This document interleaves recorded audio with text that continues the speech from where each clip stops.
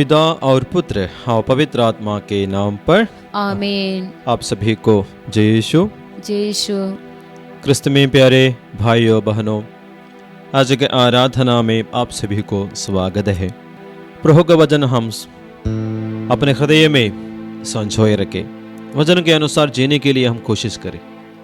प्रभु का आज्ञाओं का पालन करने में भी हमको बहुत ध्यान देना चाहिए, नहीं तो ऐसा कार्य हमारे जीवन में कड़िद होगा जिसको हम सपना भी सोचे भी नहीं होगा या सपना में भी देखे भी नहीं होगा। मेरे पास ऐसे की बेटी आई थी, उनके शादी के बाद 4-5 साल हो गया, बच्चा नहीं हुआ बोलकर रोते हुए काउंसलिंग के लिए आई और बाद में वो साधना भी किया। काउंसलिंग में जब पूछा गया तो अपना बीते जीवन के सारे कहानियों को घटनाओं को बताई। ऐसे बोले जब पूछा गया है तो वो अपने माँ को हमेशा गुस्सा करती थी। अपने बचपन में माता पिता उनको अच्छा से पढ़ाई के लिए पैसा नहीं दे पाते थे, कई तरह का मुश्किलें वो परिवार में होती थी, इसलिए वो बेटी को भी अच्छा से नहीं पढ़ पाए शुरुआत में।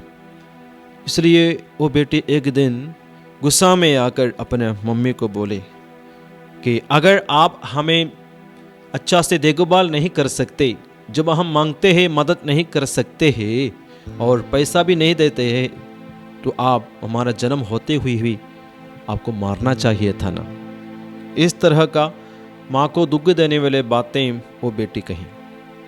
इसके अलावा ये गुस्सा भरा हुआ मन से माँ से कई बार बातें की, ऊंचे सुर से चिल्लाते हुए बातें करती थी।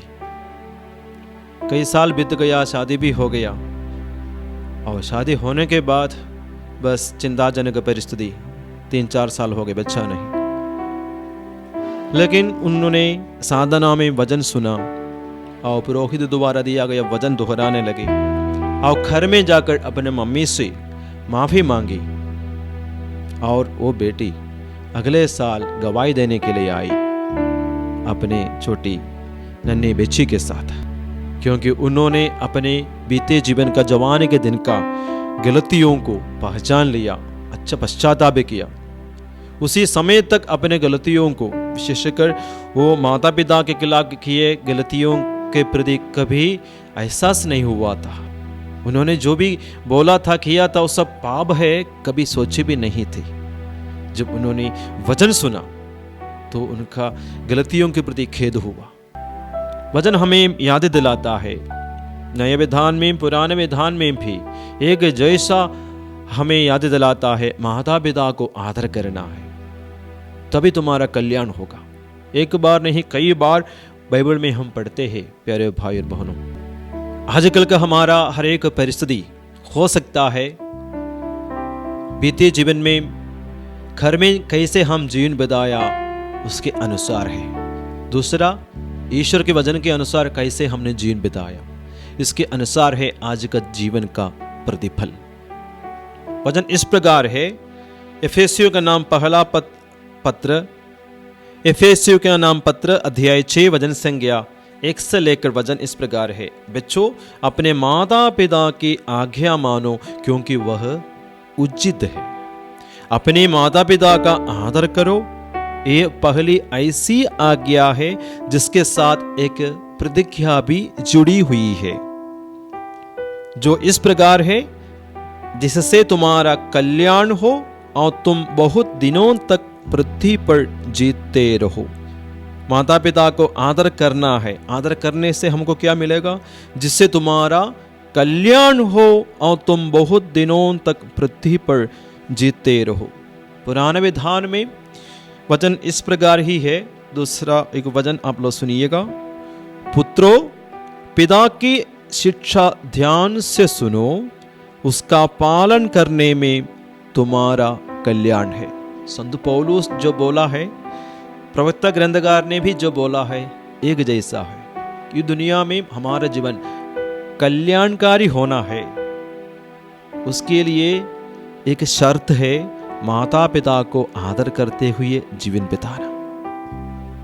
प्यारे भाई और बहनों, हम कभी नहीं बोलना चाहिए इस दुनिया में रहते समय कि माता पिता को आदर करते हुए, प्यार करते हुए, सेवा करते हुए, उनका बात मानते हुए जीना है।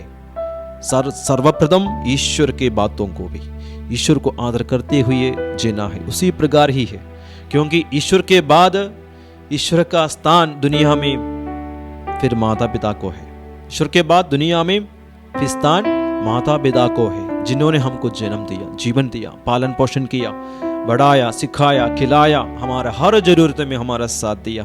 ऐसे माता पिताओं को दुख देंगे तो स्वर्गीय पिता जिसने हमको जन्म देने के लिए माता पिता को सामर्थ्य दिया, आशीष दिया, तो हम ईश्वर के विरुद्ध भी पाप करते होंगे अगर हम माता पिता के विरुद्ध गलती करेगा तो। अगर उनका बात मानेंगे, पुराना विधान कहता है तुम्हारा कल्याण होगा, नए विधान कहता है तुम्हारा कल्याण होगा। हाँ प्यारे भाई और बहनों, हम अपने जीवन में बढ़ते बढ़ते जाएगा, ये बातों को भूलना नहीं। हमारा आदर सम्मान भी बढ़ते बढ़ते जाए, माता पिता के प्रति प्यार भी बढ़ते जाए। जीवन में तकलीफें होंगी, परेशानियां होंगी, लेकिन वो सब सामना करने का शक्ति, जीवन में प्रत्येक परिस्थिति में एक उचित निर्णय लेना है, डिसीजन लेना है, एक अच्छा बिजनेस शुरू करना है, अच्छा से खेती करना है, जीवन का भविष्य का अच्छा प्लानिंग बनाना है, वो सब सफल होना है। तो वचन हमें याद दिलाता है कि हम माता पिता का बात मानना चाहिए। सूक्ति ग्रंथ अध्याय 6 वचन संख्या 20 से लेकर वचन इस प्रकार है। पुत्र अपने पिता के आज्ञाओं का पालन करो, अपनी माता की सीख अस्वीकार न करो, उन्हें अपने हृदय में संजोए रखो, उन्हें अपने गले में बांध लो। वे तुम्हारे सभी मार्गों में तुम्हारा पद प्रदर्शन करेगी, वे तुम्हारी शैया के पास तुम्हारी रखवाली करेगी और तुम्हारे जागने पर तुमसे बातचीत करेगी।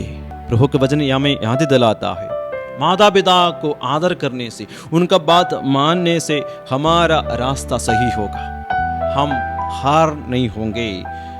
उन्हें अपने हृदय में संजोए रखो, उन्हें अपने गले में बांध लो। किसका वचन? माता पिता का बात मन में रखना, संजोए रखना, गले में बांधना है बोलता है। ईश्वर अपने वचन को कैसे धारण करने के लिए बोला गया है? ताबीज की समान गले में बांधना, हथेली पर बांधना, मस्तक पर बांधना। इसका मतलब कभी निगलना नहीं चाहिए। वचन हमेशा, ईश्वर का वचन, माता पिता का वचन हमेशा हमारा दिल में, मन में रहना है। उसके अनुसार जीने का इच्छा आपके मन में होना चाहिए, जीवन में होना चाहिए, तो हमको आगे बढ़ने में आसान होंगे, हमारा मेहनत आसान होंगे, हमारा सफर आसान होंगे, हमारा निर्णय, हमारा डिसीजन, हमारा जो भविष्य के प्रति हमारी इच्छाएं हैं, वो सब प्रभु पूरा होने देगा जल्दी। वही तो इधर लिखा हुआ है, वे तुम्हारे सभी मार्गों में। इधर मार्ग मतलब एक रास्ता केवल नहीं, भविष्य जीने का एक तरीका, जॉब होगा, नौकरी होगी, शादी होगा, खेती बाड़ी होगा, बिजनेस होगा। जीने के लिए जो निर्णय हम लेंगे, एक नया रास्ता ढूंढेंगे, उसमें सफल होना है तो ईश्वर के साथ साथ माता पिताओं का भी आशीष अति जरूरत है। इसलिए तो हमारे कई गाड़ियों के पीछे या आगे लिखा हुआ रहता है, माँ का आशीष, दादी का आशीष। वे लोग ये सब लिखे हैं, वे माता पिता का आशीष अनुभव किए हैं। माता पिता का आशीष के द्वारा अपने बिजनेस में हो या अन्य क्षेत्र में भी हो, बरकत, आशीष अनुभव किए हैं। जरूरी है प्यारे भाई और बहनों, जब तक हम दुनिया में जीवित है, हमको ईश्वर बाद में माता पिता का आशीष के साथ जीना है। कई लोग हैं अपने मर्जी के अनुसार जीवन जीता है, अपने मन में जो इच्छा है उसके अनुसार जीता है। ऐसे लोगों का जिंदगी बाद में देखने के लिए मिला है, फेल होते हुए, पराजित होते हुए, टोटल फेलियर होते हुए, या दुख तकलीफों से भरा हुआ जीवन देखे हैं, या उनके जीवन सफल होंगे लेकिन उनसे जन्म होने वाला बच्चे उनके लिए परीक्षा और बहुत दुख दर्द देते हुए जीने वाले को हम देखे। प्यारे भाई और बहनों, हमारा माता पिता का आशीष बहुत शक्तिशाली है। माता पिता का आंसू भी बहुत शक्तिशाली है। माता पिता का इसलिए लिखा है, माता पिता का आंसू का कारण नहीं बनना चाहिए बच्चे, क्योंकि लिखा है माँ का आंसू पुत्र का घर का नींव उखाड़ देगा। इसलिए हमेशा हम अपने माता पिताओं को खुश रखने में ध्यान देना चाहिए। प्रवक्ता ग्रंथ में इस तरह लिखा है, जो अपने पिता का सम्मान करता है उसे अपनी ही संपत्ति से सुख मिलेगा, और जब वह प्रार्थना करता है तो ईश्वर उनकी सुन लेगा। ईश्वर का बात सुनना है, माता पिता का भी बात सुनना है, तो जरूरत में हम प्रभु से प्रार्थना करेंगे, प्रभु सुनेगा। और जब वह प्रार्थना करता है तो ईश्वर उसकी सुन लेगा। किसकी? जो माता पिता का बात मान लेता है, जो अपने पिता का आदर करता है वह दीर्घायु होगा। तो 2-3 जगहों में हम देखते हैं लंबी आयु।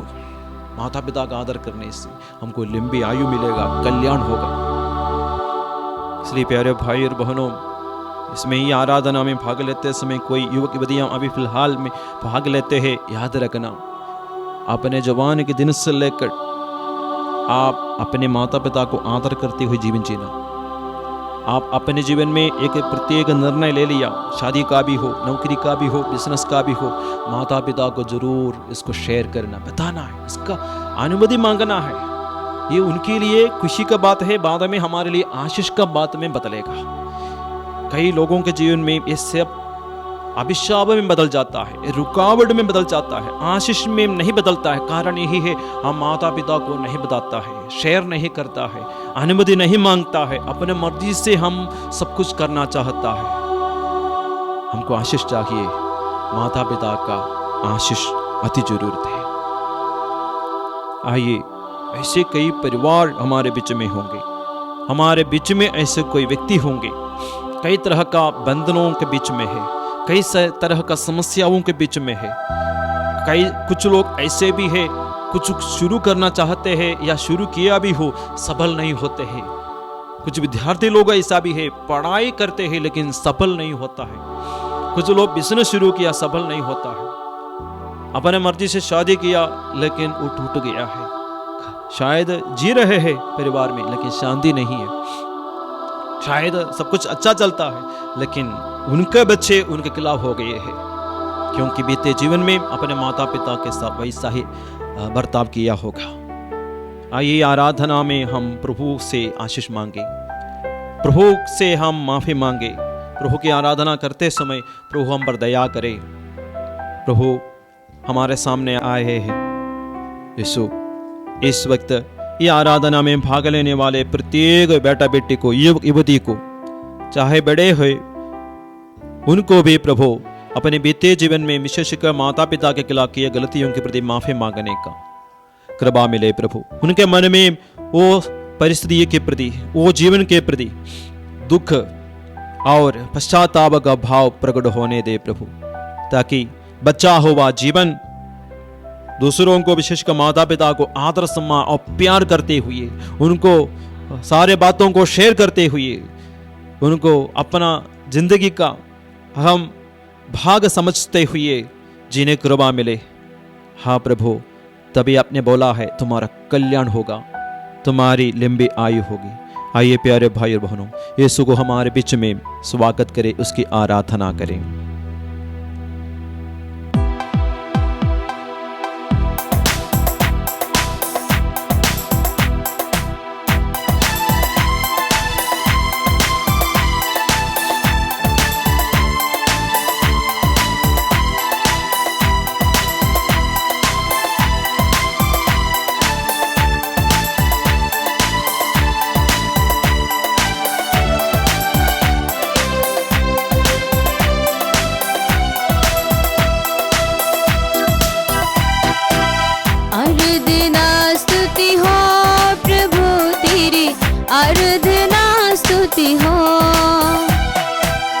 आराधना स्तुति हो प्रभु तेरी, आराधना स्तुति हो,